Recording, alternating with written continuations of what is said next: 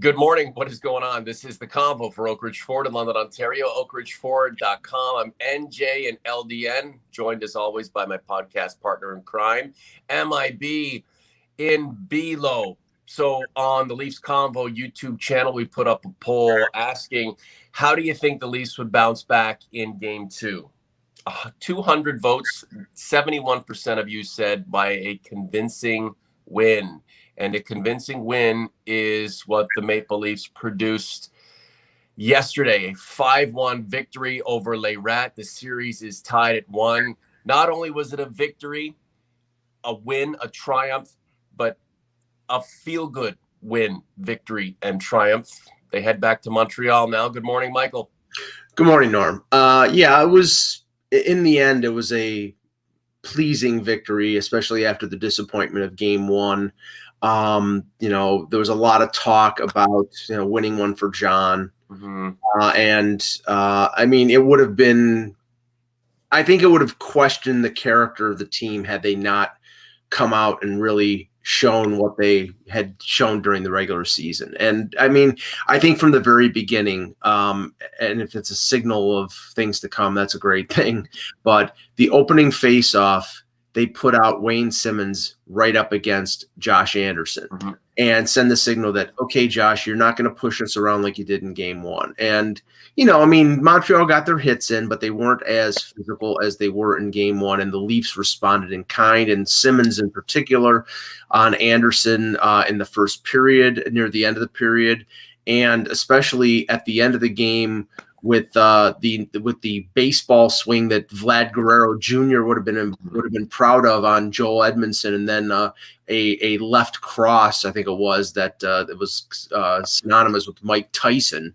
So that I talked to Anthony Mangione, who I host another podcast with, Off the Post, and he's based out of Philadelphia, so he's seen Simmonds a number of years, and says that's the Wayne train. That's the guy who in Philadelphia was a difference maker. Now, he scored 30 goals back in those days, and he's not going to do that now. But the Leafs that's the Wayne Simmonds they signed, the guy that they needed to be a physical presence. And it wasn't just him. They almost went 1-for-1 hits to the Habs in Game 2 when they got out hit 2-1 in Game 1. So that was a very pleasant surprise. This is the Convo for Oak Ridge Ford, oakridgeford.com. Norm and Mike, Johnny, Sean, Hins, Severino Cudicino, Massit Atkis, and our friend Marcus Daly. Doug H. also in the chat early this morning with us. Thank you very much. I like how the game came together for the Maple Leafs. It wasn't a burst of energy, scoring a couple of goals, then things flatlining and the Habs finding their feet. The Leafs were a little jittery in the beginning. I tweeted that they looked more frantic than frenetic. Kotkaniemi scores a goal, they go down 1-0. Fans start losing their collective minds. But, Jason Spezza put any ease or any worry to rest, scoring his first of the playoffs from Bogosian. And then things settled down. Obviously, Wayne Simmonds throwing his weight around as he was expected to. Things settled down 1-1 into the first intermission. Then the second period, the Leafs come to life. They own the period. Basically saying to the Habs, we finally arrived here in this playoff, and wait till you see what else we can do. Yeah, I'm sure Leafs Nation would have not preferred the Habs to score the opening goal for the second consecutive game, because that allows them to sort of sit back and play their defensive style and frustrate the Leafs. But the Leafs did break through Spezza with that goal, which was extremely big. If they would have gone into the second period down 1-0, I was going to be worried, because I think they then the myth of Carey Price and we can't beat this guy and all those things would spring into their minds. But they got the tying goal, and then in the second period, you have to say, how many power plays did they have in the second period? I think it was 4 straight. and the power play finally breaks through on the Sandin goal. But they get the Matthews goal to go up 2-1. Then they get the Sandin goal to extend it. Then the third, they get another power play goal out of Nylander to extend it again. I mean, the power play, it being effective, is extremely important in this series. Now they got a lot of opportunities that apparently the Montreal media were not too happy about after the game, and that's their whatever. But I think the Leafs internally weren't happy with themselves after Game 1 taking 5 minor penalties. But the difference is in Game 2, the Leafs took advantage of the power plays, and in Game 1, even though they won, the Habs didn't. Well, it was a contrast. Game 1 to Game 2, the Leafs take 5 minors in Game 2. Only in the penalty box. Yeah, only in the penalty box one time. 2 for 6 with the man advantage. Not only was that power play goal a breakthrough, it was a revelation. Rasmus Sandin with the blast, opening up possibility for more power plays to come that would include this young man. Well, I think their power play has played differently with Sandin than it has with Riley, and because I think it's a tactical thing. Like I've said and like we've both said a few times on the power play, Morgan Riley's point shot is not respected. He doesn't have a big shot. He has a tough time getting it through. He's a good puck distributor, but when they load up that first power play and Riley's on the point, everybody just chokes off Matthews or cuts off Marner from the pass, and then you pretty much make it neutralize it.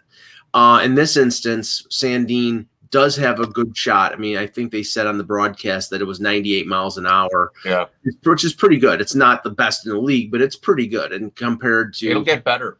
Yeah, and compared to Riley, whose shot's probably in the 80s. And I'm not trying to insult Morgan Riley. He just doesn't have a big shot. It's just, that's just the reality. And teams plan towards. Mike, you don't have to have a big shot to be a great player or a great defenseman in this league. But if you're going to hold down the point on a power play that needs to be devastating, more velocity is a good thing. He doesn't have it. He's done well. But the Leafs need a different look. And with Sandin and the extra might that he can put into his shot, is that look right now, and coming off an opportunity that they were able to succeed on, why wouldn't you give him more chances? And Lino and I apologize if the pronunciation of the first name is not correct, but he makes a good point in the chat here. Riley's been good in the series, and paired with Brody. One of the reasons they're putting Sandin, not only because I think Sandin might be a better power play quarterback than Riley, is because Riley's services are needed 5-on-5. They need him playing more minutes 5-on-5. Now, he's still the second power play guy, but that's cutting off a minute or two of ice time from being the first power play guy to the second power play guy. And if you can use a bottom pairing guy and he's a better power play quarterback, that gives him more minutes, that gives Riley less minutes, it gives him more of a chance to play 5-on-5, and that's a good thing. OG's Converse, thanks for being with us in the chat. If you're in this chat right now and you're that dedicated to what Mike and I do and you haven't subscribed yet, why are you here? Hit the subscribe button, please. We appreciate that very much. We get thousands of listeners.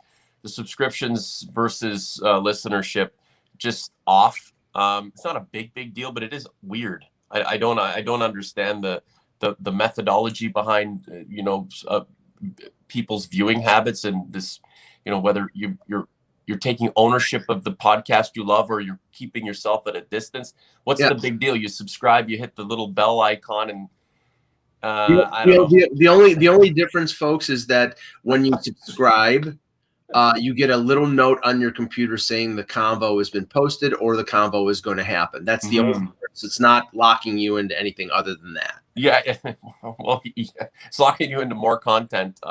Again, I don't mean to be a dick about it, but just going through the stats, some of it just doesn't make sense, and it's been going on for a long period of time. If you're here with us now, subscribe for goodness sakes. Tony Stark Nightmares is here. Veets is here. Bill H. Vanderwolf. first time ever post, long time viewer. Keep up the great Leaf commentary. Appreciate it. Go Leafs, go. Bill, are you a subscriber? It's simple. Doesn't cost you any money. Lots of great efforts right across the board. Austin Matthews, he's kind of the guy on the team who can do no wrong.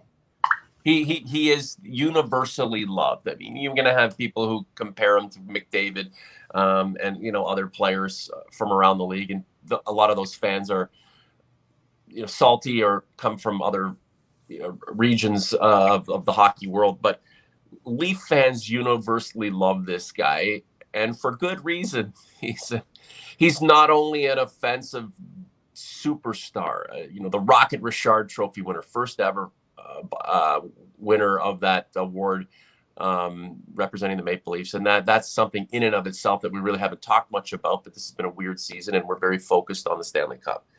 But his game, Mike, is all encompassing in terms of the things you require to be that superstar, and you would require as a coach to get from your top player. Well, it's funny because, there's only been like one playoff, and I think it was the first one against the Bruins when he didn't have he wasn't impactful. He was impactful as a rookie against Washington, against Columbus last year, against Boston the second year, and now obviously so far this year, goal and 2 assists last night. But the impact that he's having is not just offensively. Now, he's 23 years old. He's an adult. He's big. He's strong. He's throwing his weight around. He's being physical. He's going along the boards.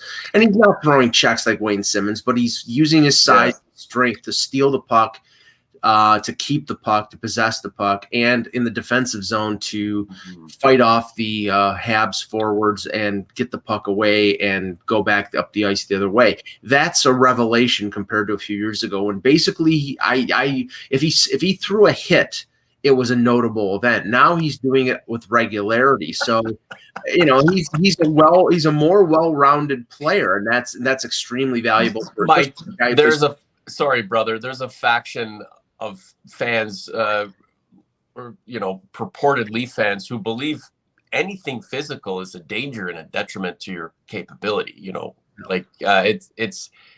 But again, I throw that in there as an aside because remember there's a movement that is pushing a less physical game, and if this were just a game of street hockey with no hitting, I mean, that'd be one thing, but you can only go so long before the physical aspect of the game around you, committed by players who aren't on the same page as you, catches up and overtakes you. So you can either succumb to it or rise to the challenge. And we've seen Austin Matthews right before our eyes not only rise to the challenge but overcome it and take it to the next level. Yeah, I'm sorry for those who think that the physicality in the playoffs is disgusting or anathema to quality hockey. You look at anathema. You look at the 7 other series. Watch Florida Tampa for 5 minutes. They're killing each other out there. That's what you have to do to win in the postseason. I'm sorry. It's blood sport. It's not. It is. It's not flag hockey. It's you gotta beat the crap out of these teams to win. Not physically, not with punches, but slamming people into the boards, fighting for pucks. It gets ugly out there. That's the way it is. Sorry, folks. That's the way it's going to be. It's Jean-Claude Van Damme versus Bolo Young in Bangkok, Thailand. That's what this is all about. How the hell did the Canadians of the 70s win, like, perennially? Was it because they were skilled? Everybody knows just how skilled that team was, but they weren't only skilled.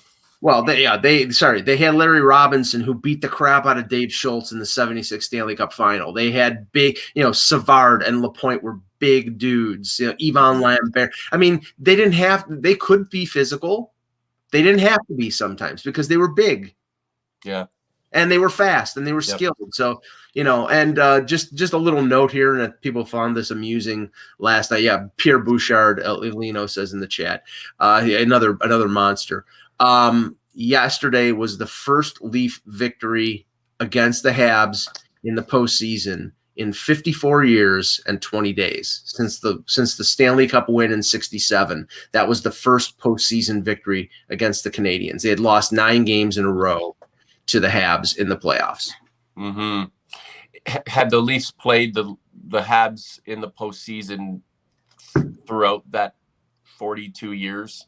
The last time had they and lost those games and had been swept, throughout the years, it would have meant more to me. But the fact that they haven't played in almost half a century, then sure, you lose another one, and then memories of a sweep rear their ugly head if they have any sort of impact other than a historical stat on what's going on.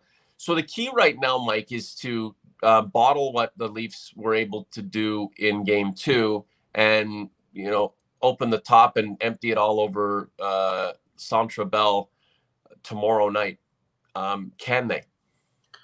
Well, I think now that they have an example of a winning formula and what they need to do and the price that they need to pay, I think it'll be easier to repeat. Mm-hmm. So I do think that the lineup changes, and they took out Riley Nash, not because Riley Nash did anything bad in Game 1, but like Sheldon Keefe said before Game 2, the dynamic of the roster changed with the injury to Tavares. They needed more offense in the lineup. They added Galchenyuk. They added Engvall. I thought Engvall had a fantastic game on the third line. He's big and fast, and he provides a matchup problem. 10 penalty minutes. Yeah, well, that was a misconduct at the end of the game. So yeah, it makes it look tough. Well, no, I think that was from Edmondson. Edmondson slamming him from behind into the boards, and then he, I guess they wanted to cool everything off, and they gave Engvall and another player, I can't remember who it was on the Habs, a misconduct to throw them off the ice at the end of the game. But that's when Simmons went at Edmondson, because I think it was Edmondson who hit Engvall. So, Engvall in and of itself he's not a big physical player, and that's one of the things that Keefe wants out of him, because he's 6'5" and he's fast and he's strong and he's rangy. It's like they want that physicality out of him because it provides a nightmare to the other team, and it's tough to pull that out of him sometimes. But he played that way last night, and the move of Foligno to the middle, he won 80% of his faceoffs, which is really good.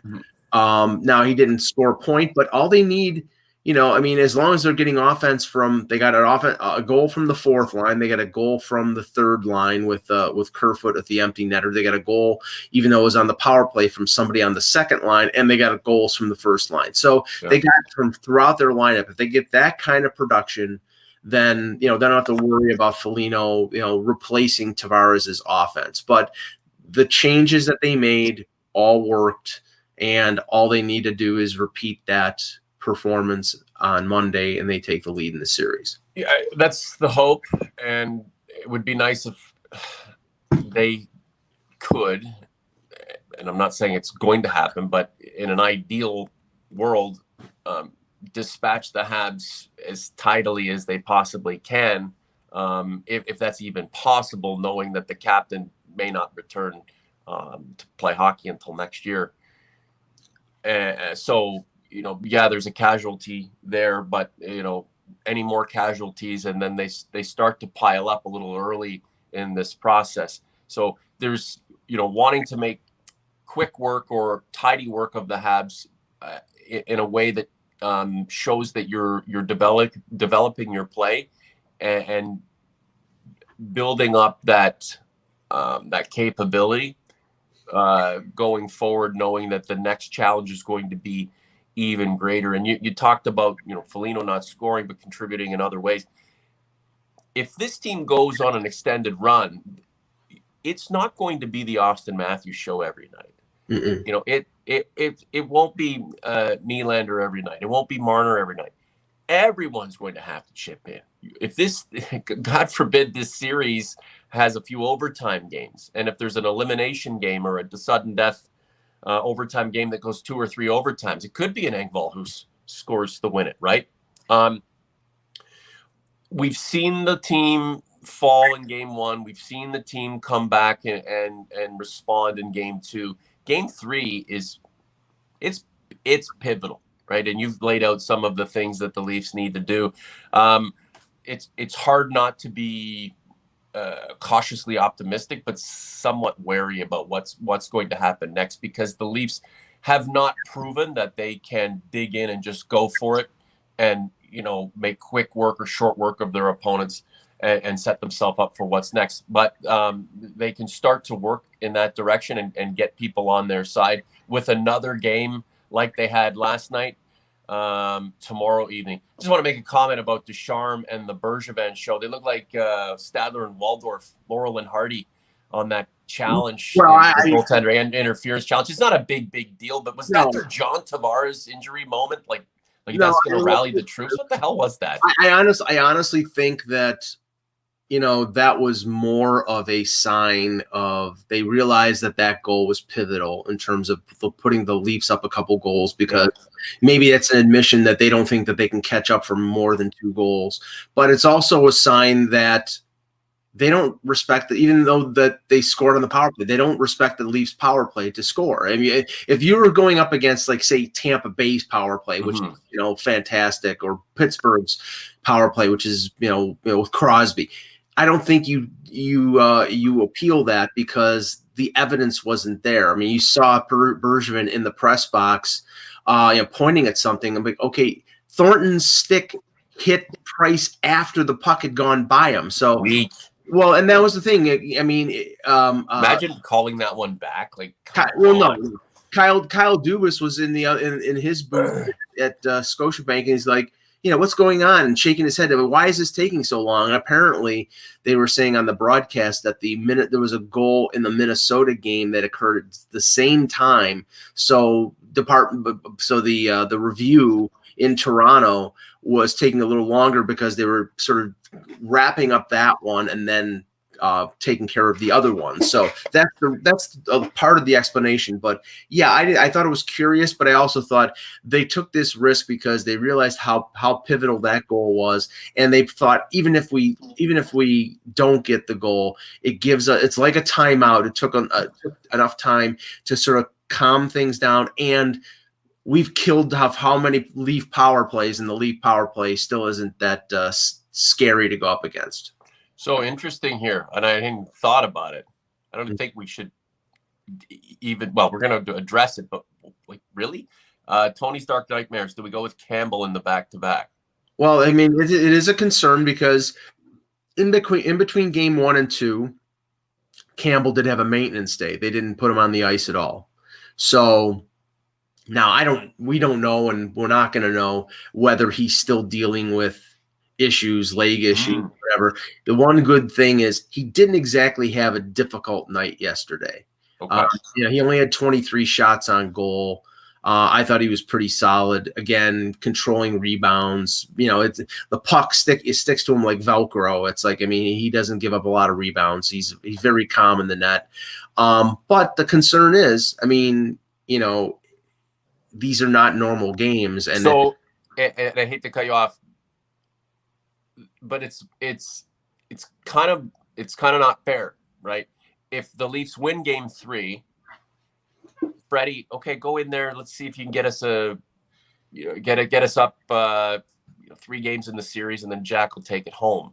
If Campbell goes in and they lose game 3, you're not going to Freddie in game 4. So, right. Do you go to Freddie in game 3? It's just there's too much at stake. Then again, you may need Freddie Anderson to off-spell Campbell. I mean, it could be a shit show of a series where Campbell just doesn't have his head screwed on straight. It's still a winnable series. You put Freddie Anderson in there. He needs to just calm things down. He's got to get in there at some point, doesn't he? I mean, this is a tough one. I say this with the caveat that the AHL and the Calder Cup playoffs are not the Stanley Cup playoffs. And there's a lot riding on everything going in this series especially. But in 2018, when Sheldon Keefe won the Calder Cup with the Marlies, and the AHL, the Calder Cup schedule has back-to-backs. Mm-hmm. He played Garrett Sparks in one game and Calvin Pickard the next day. So he did. Now, if they think that Anderson is 100% healthy, then I don't know. I wouldn't think that they would hesitate. But I also think if they're up 2-1, I don't think they want to give Montreal an opportunity to come back in the series, and putting Rusty Anderson, who's played one game in 2 months, gives them that opportunity. But the only thing I can say is if the Leafs, I would not be surprised. I would not be surprised if the Leafs are up 4-1, 5-1 in the third period, like they were in game 2, that they would take Campbell out and put Anderson in. Wow. Holy shit. To give Anderson a little bit of a playoff look and to give Campbell a little bit of a rest. That's just it's just watching Freddie on the bench. It's a fall from grace. He was the go-to guy for a long period of time. And it's not even his fault that the Leafs didn't win these playoff series. It's just circumstance, man. Right? It's crazy how sports can evolve into your favor and against you, but the story hasn't fully been written. Mm-mm. And we just don't know between now and whenever this team bows out or hoists the Stanley Cup, what will transpire, what will take place, who will emerge, who will disappoint. The story is beginning to unfold, but there's so much more tale to be told. But it from a practical standpoint, it makes sense to get Freddie Anderson in there at some point, because let's also not forget this team could be cruising, and one of these players on the other team comes flying into the crease, hits Campbell in the head with a knee, right? A la John Tavares, Bancherio, and then who has to come in? It's Anderson. How? And I'm not saying that's the doomsday scenario, but do you want to wait to that point, or do you want to get him in there in a situation where it's a little bit more comfortable, a little easier for him to kind of get acclimated to the flow of things? I know that there's been a recent history of teams using multiple goaltenders. Khudobin and Bishop with Dallas last year. Obviously, Murray and Fleury with Pittsburgh, and Grubauer and Roholpe with Washington. You're right that eventually Anderson may have to come in, but I think that the Leafs will want to ride Campbell, and now they have confidence. Campbell, he had his first playoff victory yesterday, and in game 1 I thought he was really good. So the situation with Anderson is you don't know what Freddie you're getting, and if you're up 2-1, maybe it's something that you risk, but I don't see, again, I don't know. I think there's a benefit in getting this. If you think you're going to win the series, which I'm sure a lot of people watching this still have confidence the Leafs will do that, then dropping the hammer and winning the series as quickly as possible gives Campbell more rest before the next round. And this is the one thing I despised about the decision from the NHL to wait until Wednesday and Thursday to start the Oilers-Jets series and the Leafs Habs series. It made it necessary for them to have back-to-back games. So you put the coaches of all 4 teams in a position where they had to make a decision. Now, I'm telling you right now, Carey Price is playing both games. Hollaback is playing both games. Maybe Mike Smith doesn't because he's 39 years old in Edmonton. And Campbell, the question is the health. But I think the Leafs want to play him both games, and they'll only review if they think he's risking injury if he plays both games. But the NHL put these teams in this position because of the stupid decision to extend the regular season and not start those playoff games until Calgary and Vancouver, who had nothing to do with the playoffs, have those games played before the playoffs started. I don't know. It's done. John McDermott, new to the environment. Welcome, John. It makes no sense to play Freddie unless you have to, or garbage time. Ride your horse, boys. Yeah. Okay, let's then do it. We'll just let the chips fall where they may. Game 2 was fantastic. We feel a lot better after it than we did following Game 1. Obviously, Game 1 added to the frustration by the injury to John Tavares, and the win it for JT stuff is nice and is a feel good thing. But it's, win it for the Leafs, win it for this organization, win it for the team, win it for the city, win it for the guys who tried in the past and weren't able to do it, but are still part of the mosaic of the Leaf family and the memories that we have of it. Just a few comments on the series that are taking place other than Habs Leafs, and then we'll get out of there. Edmonton, Winnipeg. So the Jets, doing what they need to do against the Oilers. Do you think that's a foregone conclusion that the Winnipeg's moving on to the next round? No, I mean, Winnipeg has been able to shut down McDavid and Draisaitl, and eventually they will break through. I mean, I predicted Edmonton to win the series, but I always, again, I'll use the word caveat. Hellebuyck is one of the best goalies in the world. So it's, I mean, him standing on his head, and he hasn't been like Dominic Hasek 1999, but he's been really, really good, and it's frustrating. And one game was 1-0 in overtime on a screenshot by Paul Stastny. So Winnipeg has the advantage in the series, and I'm sure that they wouldn't turn that down. Now they go back to Winnipeg. Thing that sucks is that home ice advantage in these series means absolutely nothing because you're playing in front of nobody. It just means that the guy who's pumping in the audio is cheering when you do something positive and not when you're doing something negative. So and the fact you've got 15,000 fans in Florida and 12,000 fans. Did you say 15,000 fans in Florida? I think it was 15,000. Yeah. Something like that. I think it was 12,000 or 15,000, something like that. I think it was 9,500 at Nassau Coliseum for Game 4 between Pittsburgh and the Islanders.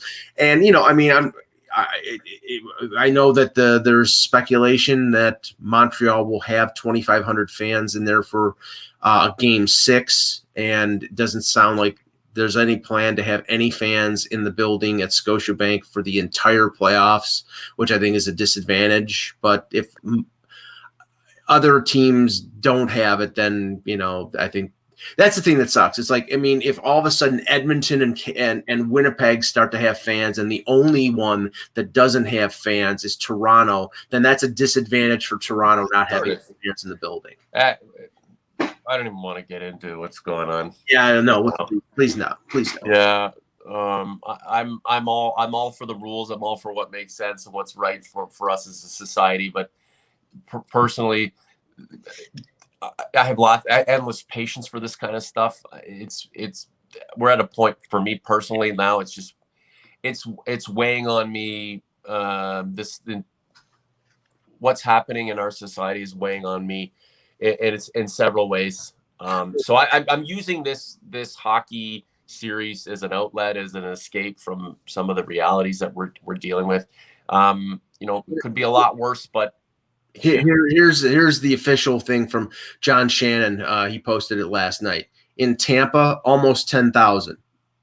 In Uniondale, 6,800. Mm-hmm. In St. Paul, 4,500. In Toronto, 0. Mm-hmm. That's the reality. That's a bummer, man. Just real quick, Pittsburgh Islanders tied at 2. Who wins that series? I think Pittsburgh. I picked Pittsburgh. I don't think that the Islanders have enough offense to beat Crosby. I think the key to that series has been Tristan Jarry. When he played really well, they've won. When he's played okay, they've lost. So I think Pittsburgh's going to win in 7. I want to see the litany of lose better than Dubas tweets after the Islanders win that series. Come on, we have to hear them. We have to see them again. Washington, Boston Bruins up 3-1. Man, Bruins, here they go again. Washington is dysfunctional right now. The whole situation with Kuznetsov and Samsonov. You know, you have Ovechkin yelling at Samsonov after he falls asleep on the wraparound goal in overtime.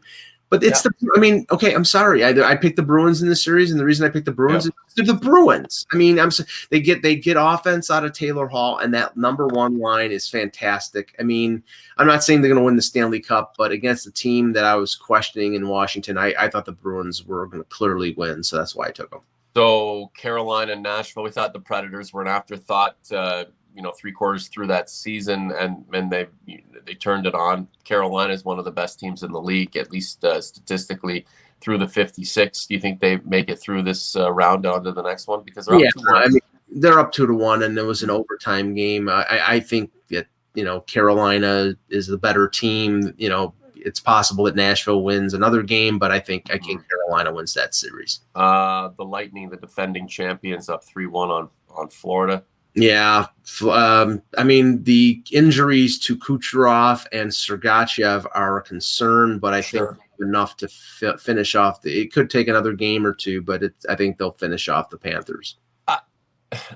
I sent you that message a couple days ago. I was really proud to see Gabriel Landeskog beat up Braden Shen.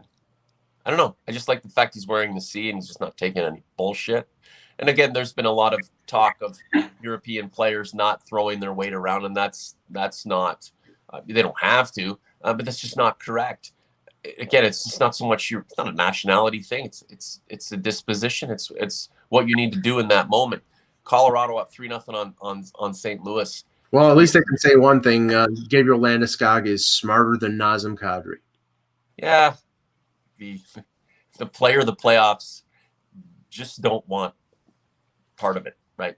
Well, he doesn't want part of it because he's taking vacations in May all the time because of his stupidity. I mean, but it's possible we see him in the Stanley Cup Finals because Colorado's a team that a lot of people think can go all the way. Yeah, but they're going to do it for the next 8 games without Nazem, and that's I mean, honestly.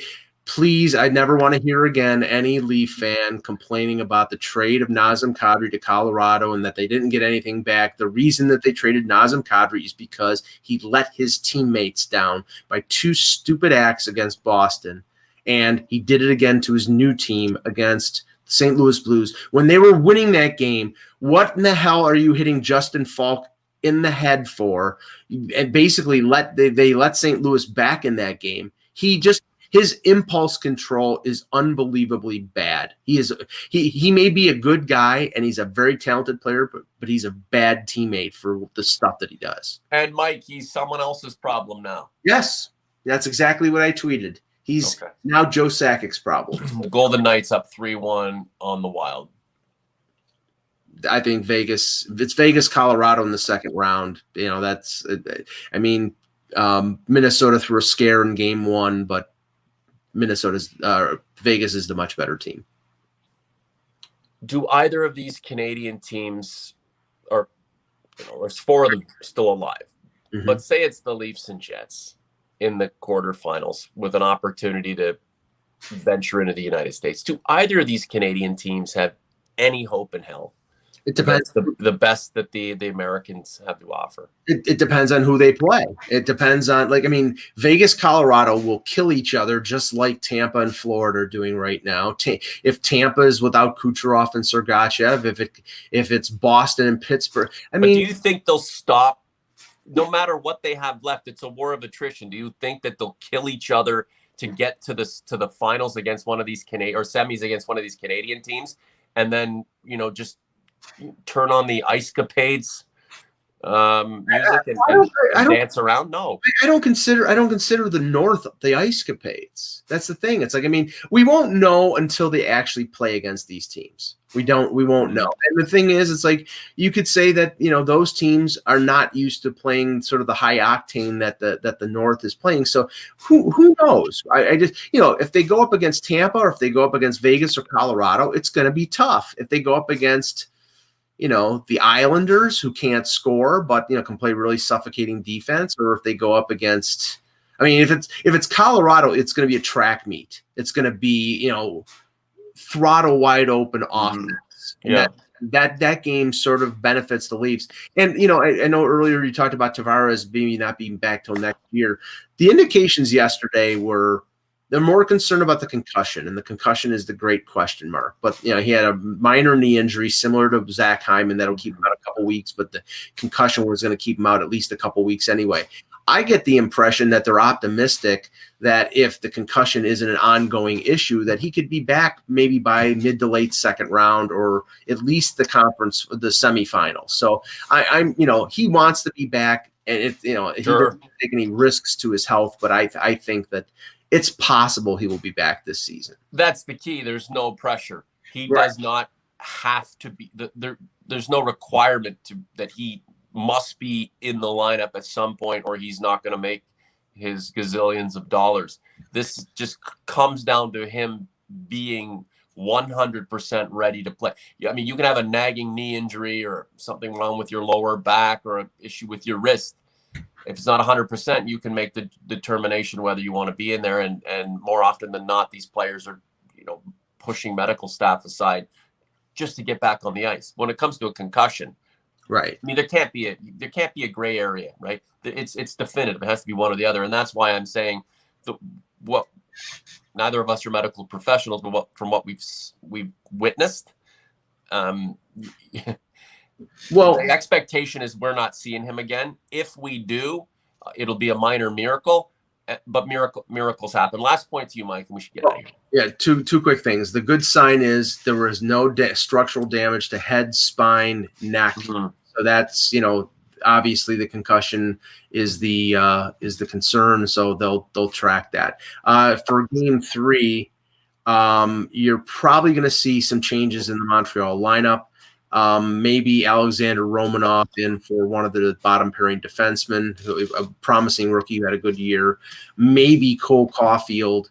But the fact that they didn't put Cole Caulfield in the first two games is an indication that maybe they think, coming out of U.S. college, even though he played like 10 regular season games, they just don't want to expose a young kid to the rigors of the Stanley Cup playoffs. So we'll see what happens in the next couple days. Mike, I really appreciate your time. OG's Converts, thank you very much for being here in the live chat. But this content will live on until puck drop on Game 3. So if you haven't already, subscribe to the channel, like this post, share what we do with your friends. Even if there's something that we said that you want to expose to others so they can come and yell at us, that's okay too. We will always welcome the stats on their visits. But for the most part, we know it's all love here, and it means the world to us. It's May 2-4 weekend in Canada, or is it just Ontario? I have no clue. Never paid much attention to it. All I know is we don't have to work on Monday, so that is good. If you are local, just enjoy, try to make the most of it, try to get back to a little bit of normalcy. Better days we know are ahead, not only for us, but most importantly right now, the Maple Brothers, because there's a Game 3 and then a Game 4, and hopefully the Leafs can wrap this thing up in 5, but I might be a little optimistic in that hopefulness. For Mike, I'm Norm. We're out. Thanks, guys.